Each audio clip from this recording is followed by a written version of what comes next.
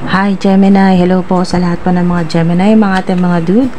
Ito po ang inyong September 2024 money reading. Yan po, tungkol po sa pera, divine universe, divine highest white light, divine beings, galactic beings, celestial beings, ancestors. Ano pong kailangang marinig, malaman ng mga Gemini ngayon po September? Partnership. Wow. Partnership.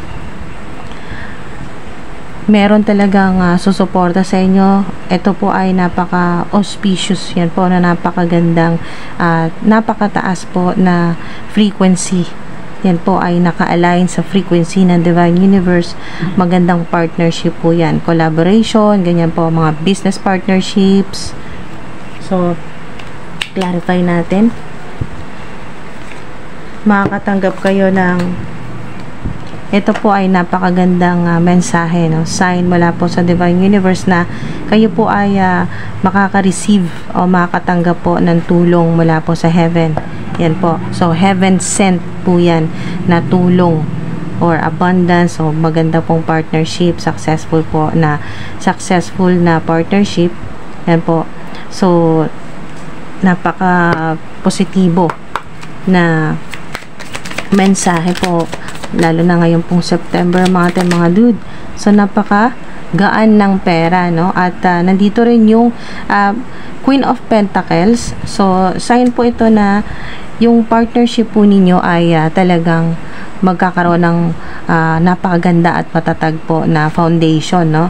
At ito pong partnership po ninyo ay protected, no? Ibig sabihin ay secured, safe, extremely protected po. Pinoprotektahan ng Divine Universe, ng mga ancestors po ninyo, ng mga divine beings. Yan po, mga ng celestial beings. At dahil nga po ang Pentacle ay konektado po dito po sa material world, dito po sa physical world, ay yung connection po ninyo kay Mother Gaia. Yan po, kay Mother Earth. So, yan po ay stability. Ang 4 naman po, or madalas nyo pong makita, 444 o 444 po. Sa oras naman po, ay isa rin pong sign. Yan po, na talagang kung kayo po ay pumasok, kakapasok lang po sa business partnership, collaboration, mga ganyan po ng ating mga dude, ay supportive partnerships po yan. At sa ilan naman po ay ngayong September po magsisimula yung partnership, yung may pirmahan ng kontrata o agreement na business partnership o collaboration, ay napakaganda rin po nito, mga dude. Sign po ng stability. So talagang yung mga decision po ninyong mag-partner ng business partner po ninyo ay practical, no? Mga dude. At yan po ay success. Sign po ng Queen or King, ano man po yung gender po ninyo, King or Queen of Pentacles ay royalty. Yan po. Kayo ay kokoronahan sa spirit realm. Ngayon pong September, magkakaroon ng mas mataas na posisyon sa spirit realm. Sa ilan naman po ay dito rin po, magre-reflect din po yan dito, mangyayari din po sa physical realm, dito po sa planet Earth, na kayo po ay tataasan ng sweldo. Makikita po ninyo yung increase, madaragdagan ng inyong pera, yung matatanggap po ninyo monthly, at may mga hindi inaasahan pa ng mga pera na darating po sa inyo, no? Papasok po sa inyong negosyo o partnership, o sa mga kasama din po dito yung mga self-employed. Yan po yung may sarili pong negosyo, mga dude. Ito po ay gusto lang pong linawin ng inyo pong mga ancestors, ng mga divine beings, na kung papasok ka ng partnership or meron na po kasalukuyan na partnership, ay magiging stable at nandyan yung stability, secured na po, at magiging matagumpay, no? Success. Magiging matagumpay, successful, at maraming pera. Yan po. At yun po ay sa ilan naman, yung wala pong kapartner, wala pong partnership, ay solo po kayo, self-employed, yan naman po ay sign na kayo po ay talagang mas tataas pa, no? Yung may promotion sa ilan, yung sa mga 9 to 5 job naman po, may promotion, itataasan po ng sweldo. Sa ilan naman po ay ito yung big boss, lady boss energy. So pag pentacles, mga dude, ay pera po yan. Sigurado pong kayo ay talagang makakatanggap ng malaking pera, malaking amount po yan, mga dude, big time po yan. So good news po para sa inyo. Okay, ngayong September may mga challenges, may kakaharapin kang mga challenges. So maaari din po na may Leo na makatulong po sa inyo, Leo sign or Earth sign, Virgo, Taurus, Capricorn. So yung mga competition na yan, yung mga pagsubok o struggle, ganyan po, no? Yan po ay sign, ito pong 7 of Wands, ito po ay sign na ito po yung sign na hindi ka dapat matakot, hindi ka dapat mag-alala, okay, na hindi ka dapat mag-overthink, hindi mo dapat masyadong isipin kung ano man ito mga darating na to, kasi talagang haharapin mo to ng buong tapang. Yan po yung energy po ninyo ay unbreakable, yan po, no, unbreakable, unshakable, no, at kayo po ay nasa nakadepensa, okay, nakaready ka palagi para depensahan ang sarili mo, para depensahan yung money, yung inyo pong partnership, yung sarili mong negosyo, o kung ano man po yung sarili mong pinagkakakitaan. Yan po. So may gain. Sa ilan naman po ay madalas nyo po makita 777, yan po ay 7 ulit, 'di ba?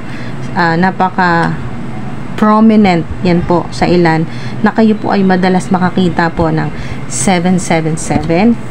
Yan ay sign din po ng malalagpasan po ninyo yung mga struggle, yan po yung mga challenges, yung kung ano man po yung hirap na o problema na darating po sa inyo ngayong September, ay malalagpasan nyo po yan at magkakaroon ng solusyon at marami kang options. Ito po yung sign na marami kang pwedeng gawin o maging solusyon. Maraming darating na mga solusyon, so depende na sa'yo kung alin ang pipiliin mo. At meron din maaring Scorpio na medyo kung kaya mong iwasan, ay iwasan mo, kasi itong Scorpio ay maaring magdala sa'yo ng negative or maka-impluensya, yan po, sa vibration mo, negative energy. Pero yung dito, dito naman po sa 7 of Cups ay pinapayuhan ka na mag-step back. Kumbaga mga dude, wag yung sugod na sugod, na pag-isipan mo munang mabuti kung ano yung dahil marami ka naman pagpipilian, so pag-isipan mong mabuti. Okay, wag magpadalos-dalos ngayong September. Hindi mo kailangan magmadali. Ayan, o, ang kailangan mo ay maghanap pa, maghintay pa ng mga spiritual downloads mula po sa mga ancestors, ascended masters, sa divine universe. Hintay-hintay ka dahil marami ka pang matatanggap na spiritual downloads sa mga mensahe po mula sa divine, mula sa mga divine beings na makakatulong sa'yo, lalo na kung ang energy mo ngayong September ay confused, no? Nalilito ka sa sitwasyon, di mo maintindihan. Yes. Okay, yes. Mafi-figure out mo, malalaman mo yan. At yung mga impormasyon na matatanggap mo ngayon mula man sa spirit realm o mula po dito sa planet Earth, dito po sa physical realm, ay talagang makakatulong sa'yo ngayong September. At yes, confirmation po ito sa overcoming na frequency dito, na overcoming dito po sa 7 of Wands, na kayo po ay talagang malalagpasan nyo. Okay? Huwag ka mag-alala, malalagpasan mo yung problema, mga dude. Meron din po dito na clue na maaring maghintay ka lang ng 7 days. 7 days at may mga solusyon na darating. O ito na po yung overcoming na sinasabi dito. At stability sa ilan. Confirmation dito, yes. Confirmation po dito sa Queen of Pentacles at partnership, na talagang yes yan. Okay? mga dude, yes, yung abundance, yung security, yung protection sa pera po ninyo, sa trabaho o sa partnership, okay, wala ka na dapat alalahanin dyan. Yes, yan, confirmation. Ask for help from others. Yan po. Maring hindi maiwasan na talagang kailangan mong humingi ng konting pabor, yan po, sa mga taong alam mo sa sarili mo na pwede mo lapitan. Pwede mong hinga ng tulong. Yan po. Or financial assistance, ganyan po, mga dude. Or may kinalaman dito sa may kailangan ka talagang kausapin o hinga ng tulong, may connection dito sa partnership. So, maaring sa ilan na, example lang po, ay meron kang kailangan mo mag-invest, no? Or partnership, at kailangan mong maglabas ng malaking pera. At ngayong September ay hindi pa kompleto yung pera, yung amount na kailangan mo, kulang pa. So, ask for help from others at meron. Maraming makakatulong po sa inyo. Okay, maraming makakatulong sa inyo na makumpleto po yung kailangan mong pera, yan po, or funds, ganyan po, no? O para sa investment po ninyo, basta yes yan, may tutulong sa'yo. Meron din po sa ilan na tutulong sa'yo na mother figure, babae, okay? May tutulong po sa inyo, at ito ay yung magaan siya sa pera, or marami siyang pera, marami siyang ipon, o meron siyang negosyo, o meron siyang pinagkakitaan na talagang hindi siya mag-aalangan na tumulong sa'yo sa pera dahil nga sa hindi malaking kabawasan. Dahil kahit na pautangin kanya ng malaking pera, tuloy ang negosyo niya. Okay? Hindi malaking kabawasan sa kanya. So, merong mag-sponsor sa'yo, merong tutulong sa'yo, may magpapadala sa'yo ng malaking pera. Pero ang malinaw dito ay babae. Okay? Mother figure, pwedeng tita, ganyan po, no? Or kahit hindi mo kadugo na parang tita ang tawag mo, or parang mami, ganun po, mami, mamshi, parang kahit hindi mo kadugo, no? So, mother figure yan. O, medyo may edad na babae. Okay. At successful, o marami na pong achievements. Yan po. Or yung may napatunayan na sa buhay talaga, as in, mga dude. So, itong babae na to ay maaring makatulong po sa inyo. Kadugo mo man or hindi, merong babae na makakatulong sa iyo. So, maaari din pong sign na or clue ay maaring siya ay pinanganak po ng July, o sa ilan naman po ay April. Okay? Sa ilan naman po ay November. So, ito po yung tatlong buwan na nabanggit po dito, ay sila po yung talagang mas significant sa ilan na may makakatulong sa inyo, na babae man or lalaki, pero mas malakas po talaga yung energy dito na mother figure, o mas may edad sa'yo na babae na pinanganak po ng April. Okay? Birth month ay April. Sa ilan naman po ang birth month na makakatulong po sa inyo ay July, at meron pong November. Okay. So, maaari din po itong mga malinaw po na mga buwan na nabanggit dito, no? Yung April, July, at November, ito po yung mga talagang tatatak sa'yo ng mga buwan, or kumbaga, yung April at July ay tumatak talaga sa'yo. Kumbaga, mga dude, maaring sa mga buwan na yan ay sobra kang nahirapan sa pera, o sa trabaho, o sa pinagkakitaan mo, or sa mga buwan na yan ay talagang napakataas ng income, or malaki yung kinita mo. Kumbaga, yung pong naranasan mo yung abundance, yung patikim, hindi pa ito kasi parating pa lang yung napakalaking abundance po ninyo. May kinalaman sa partnership, o yung sa ilan naman po ay solo po kayo. So, mga dude, ano man po yung trabaho o pinagkakitaan po ninyo sa kasalukuyan, solo ka man o meron kang kapartner, or business partnership po ito, o collaboration, basta mga dude, ang sinasabi po dito ay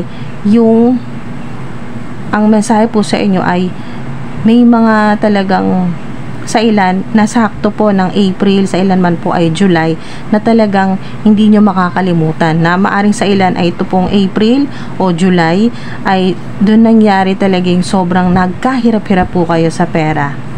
yung talagang sobrang halos maiyak ka na sa yung parang hindi mo nakakayanin yung napakalaking problema po sa pera o sa pamilya, sa trabaho, ganyan po. Yung walang-wala sa ilan, ganun po, no? Extreme, yung parang severe poverty o yung talagang masasabi mo talagang broke na broke ka.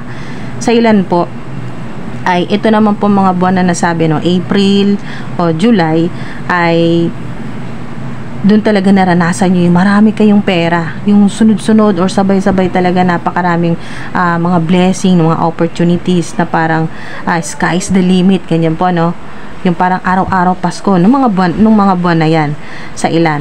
Pero meron pa, no, kasi may nabanggit pa dito na November, kasi 3 buwan po yung nabanggit dito, April, July at November. So meron pa kayong inaabangan, no, itong November na maari pong ito na yung sinasabing yes, okay, o mga impormasyon pa na makakatulong sa'yo para sa stability mo, kasi ito yun, King or Queen of Pentacles.